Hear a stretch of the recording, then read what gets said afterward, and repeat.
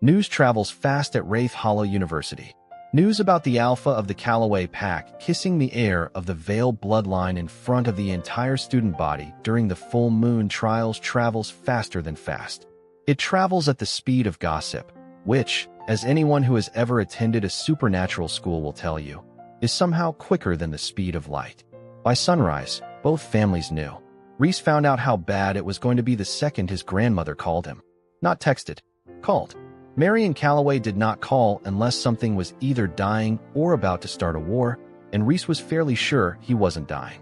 Alpha Callaway, his grandmother said, in the voice she used when she was trying very hard not to yell, which was somehow worse than actual yelling. Would you like to explain to me why I received 4 separate calls last night informing me that you kissed a veil in front of the entire arena? Grandma, I am not finished. You said what I like to explain, that implies I get to. Reese Callaway, so help me. Reese sat on the edge of his bed, phone pressed to his ear, and stared at the ceiling like it might have advice for him. It did not. He's my mate, Reese said finally, because there was no version of this conversation where lying helped him. I didn't choose it. It just happened. The bond activated. I can't undo that even if I wanted to. There was a long silence on the other end of the line. Long enough that Reese checked to make sure the call hadn't dropped. Do you want to undo it? His grandmother asked eventually, quieter now, and something about the question made Reese's chest tighten because it wasn't angry anymore. It sounded almost afraid. No, Reese said, surprising himself with how fast the answer came, how certain it was. I don't. Another silence. Then, finally, a long, tired sigh that Reese had heard 1,000 times growing up, the sound of his grandmother deciding to fight a battle she knew she couldn't win. Family meeting. Tonight. Video call, since you refused to come home like a reasonable grandson. And Reese, her voice sharpened again, back to business. Do not let that boy anywhere near pack territory until we've spoken. Wolves do not respond well to vampires on their land. You know this. He wouldn't even want to come to pack territory, Grandma.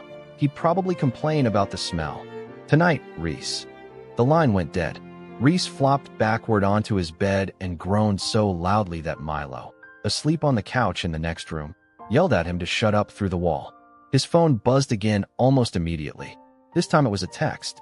Sebastian, my father wants to speak with me tonight. I assume your family has also found out. Reese, my grandmother called me. Called. She never calls. Sebastian, my father sent an email. Formal. 3 paragraphs. He used my full name. Reese, oh no, what's your full name? Sebastian Alaric Vale. Reese, Alaric, you've been holding out on me. Sebastian, you told me your middle name is Bartholomew. I think we're even. Reese, that was a secret. Sebastian, nothing is a secret anymore, apparently. Welcome to the club. Reese stared at his phone, smiling despite the impending doom of a family meeting that would probably last 3 hours and involve at least one relative crying about the old days. It was a small thing, texting like this, stupid and normal, and it was the only thing keeping the panic in his chest from fully taking over. Reese, are you scared? There was a pause before the reply came, longer than Sebastian's usual instant responses. Sebastian, my family does not do scared. We do disappointed, disapproving, and occasionally, if truly desperate, mildly stern. Reese, that's not a no. Sebastian, no? I suppose it isn't.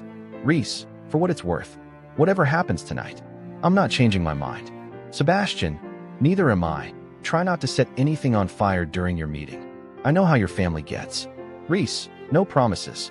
The Vale family meeting happened first, at 6 o'clock sharp, because vampires were nothing if not punctual, and Sebastian sat across from his father in the family's private study back home, connected by video call, since neither of them was willing to make the 6-hour drive on a school night.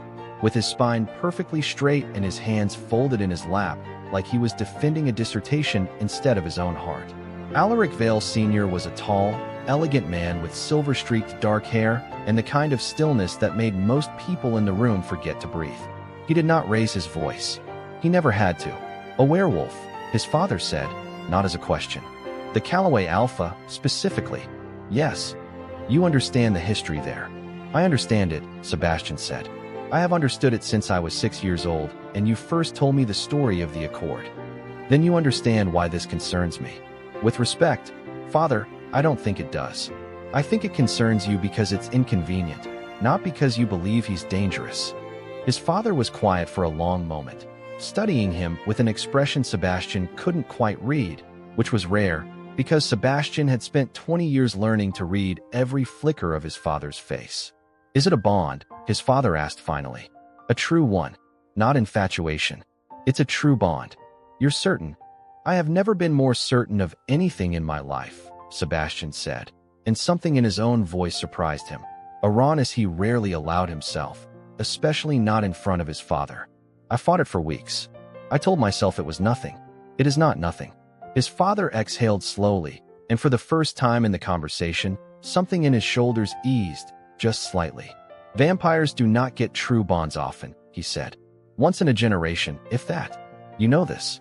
I know. Then I will not pretend to be pleased about the family history involved. But I will not stand against a true bond, Sebastian. I am not a fool, and I am not cruel. I only ask one thing of you. What is that? Be careful. Werewolves are not like us. They love with their whole chest, loud and messy and immediate. And that boy is an alpha besides, which means his instincts will be even less predictable than most. If his family reacts the way I expect the Callaways to react, it will not be quiet. Are you prepared for that? Sebastian thought of Reese, stubborn, loud, ridiculous, growling at strangers over lattes, laughing too hard at his own jokes, looking at Sebastian like he was something worth fighting the whole world for, and felt something settle firmly into place in his chest. I am. His father studied him a moment longer, then, almost imperceptibly, nodded. Then you have my blessing, for whatever it is worth against 200 years of Callaway stubbornness. He said, and there was, for just a second, the faintest ghost of amusement in his eyes. Good luck. You will need it more than you think. The Callaway family meeting was, by contrast, absolute chaos. There were 14 people crammed into the video call by the time it started, which Reese had not been warned about, and every single one of them had an opinion. His grandmother sat at the head of the table, visibly regretting every decision that had led to this moment. His mother kept muting and unmuting herself to say things like, I just think we should all take a breath, that nobody listened to. His uncle Desmond, who ran the pack's security detail and had never in his life met a situation he couldn't make more dramatic, was already standing up and pacing off camera. A veil, Desmond said for the fourth time. Of all the wolves, of all the vampires, of all the schools in this country, our alpha falls for a veil. I didn't fall for him on purpose, Reese said, gripping his phone so hard he was worried he'd crack the screen. It's a mate bond. I don't get a vote. Mate bonds can be resisted, Desmond said.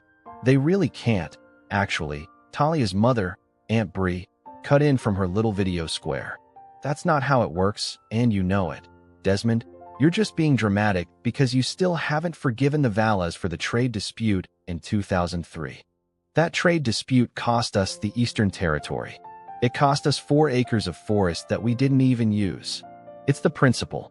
Everyone, Reese's grandmother said, and the volume of her voice cut through the noise like a blade, silencing the whole call instantly. 14 boxes of Callaways went dead quiet. She looked at Reese for a long moment, and Reese braced himself. I don't like it, she said finally, plainly. I want to be honest with you, Reese, because you deserve honesty and not politics. I grew up hating the name Vale. My mother did too.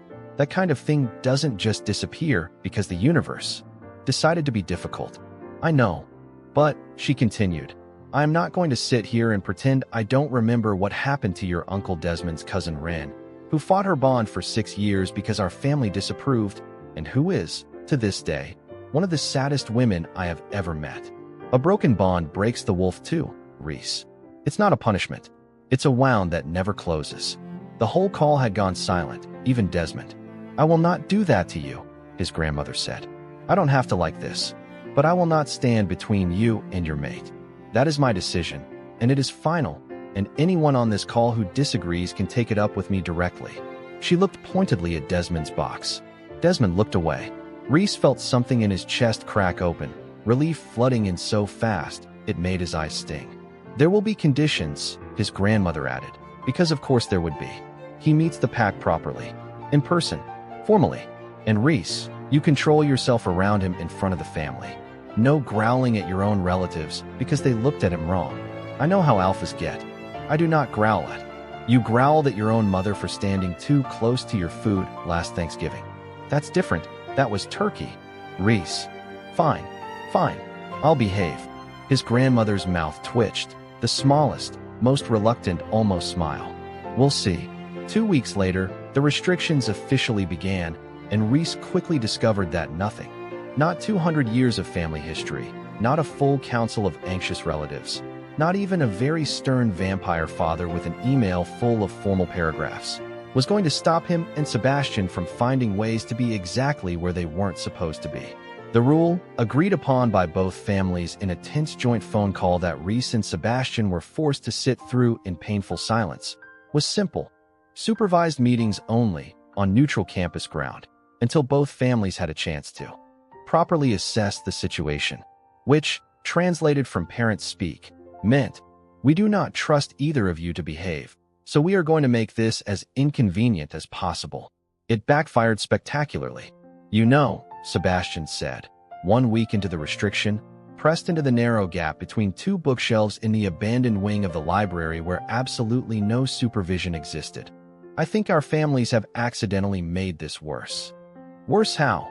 Reese asked, though he already knew the answer, because he was currently standing far closer than any neutral supervised meeting would have allowed, one hand braced on the shelf beside Sebastian's head, close enough to feel the cool air radiating off him.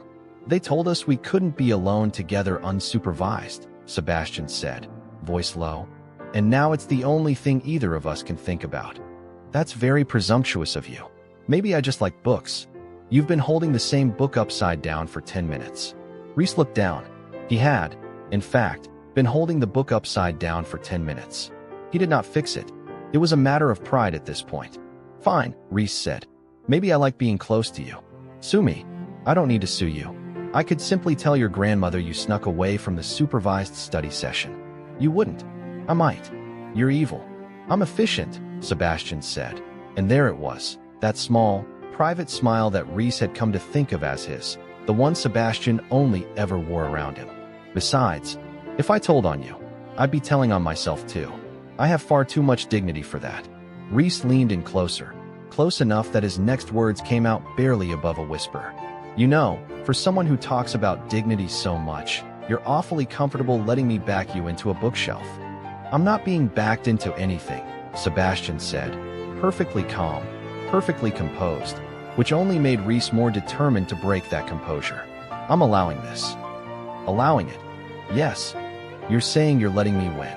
I'm saying, Sebastian said, tilting his head just slightly, eyes dropping to Reese's mouth in that way that always made Reese's whole body forget how to function, that you seem to enjoy believing you're the one in control here. I find it charming. I don't see a reason to correct you. Reese's pride bristled immediately. I am in control. Of course you are. I mean it. I could walk away right now. You could, Sebastian agreed, not moving an inch, not looking remotely worried. Go ahead. Reese did not walk away. Reese, in fact, closed the last few inches of distance and kissed him, hard and a little desperate, one hand fisting in the front of Sebastian's shirt like he could physically hold on to the moment if he just gripped hard enough. And for a second, one glorious, victorious second, Reese felt like he'd won something, like he'd finally cracked that infuriating calm. Then Sebastian's hand came up, slow and unhurried, and cupped the back of Reese's neck, and with barely any effort at all, turned the kiss from something frantic into something slow and deep and completely, thoroughly in Sebastian's control, until Reese's knees actually went a little weak, and he had to grip the bookshelf to stay upright. When Sebastian finally pulled back, just far enough to speak, he was smiling. That rare, genuine, quietly wicked smile that made Reese's stomach flip every single time. You were saying something about being in control, Sebastian murmured. Shut up. I didn't say anything. You're saying it with your face. I have a very neutral face. Your face is smug. It is smug right now. I can see it. That's just how I look, Sebastian said, echoing Reese's own words from weeks ago on the training field, and Reese let out a surprised laugh despite himself, forehead dropping to Sebastian's shoulder, giving up entirely on pretending he had the upper hand in literally any part of this relationship. He would tell Milo later, of course, that he had absolutely won that encounter. Milo would not believe him. Talia would not believe him. Even Reese, if he was being fully honest with himself in the privacy of his own head, did not fully believe himself. But some battles weren't worth losing gracefully, and Reese Calloway had never in his life lost anything gracefully, mate bond or not. Same time tomorrow, Reese said, straightening up, trying and failing to look like he hadn't just had his whole world rearranged by one kiss. Same broken supervision rules. Same terrible hiding spot. I was thinking somewhere with a door that locks, actually, Sebastian said, entirely too casually, and watched with open delight as Reese's face went bright red. You cannot just say things like that. I can. I did. You should see your face. I hate you. You really don't, Sebastian said, tucking a strand of hair behind Reese's ear with a gentleness that undercut every smug word that had come before it. And Reese, despite everything, the families, the history, the restrictions, the 200 years of bad blood neither of them had asked to inherit, felt something in his chest settle into place like it had always belonged there. No, Reese admitted quietly. I really don't. Your hand in mine on a quiet street slows my whole world down to a gentle beat. I'm lucky just to call you mine. Lucky to wake up and see you every time. The little things you do, the way you stay. I count it all a kind of grace each day. There won't be a day I don't need you near. Won't be a night I don't want you here. But if the spark ever starts to fade, come talk to me, don't be afraid. 'Cause my love for you isn't a chain in a cage. My love for you isn't a jail. If you wake up tired, if you wake up unsure, if the colors fade and the feeling's not as pure, you don't have to hide it, don't have to pretend. I'd rather know the truth than lose my friend. I'm lucky, even on the hard days. Lucky that you choose me in 100 different ways. And love that's real should never feel like rope. It should feel like windows, it should feel like hope. There won't be a day I don't need you near. Won't be a night I don't want you here. But if the spark ever starts to fade, come talk to me, don't be afraid. 'Cause my love for you isn't a chain in a cage. My love for you isn't a jail. You can leave the door open. You can leave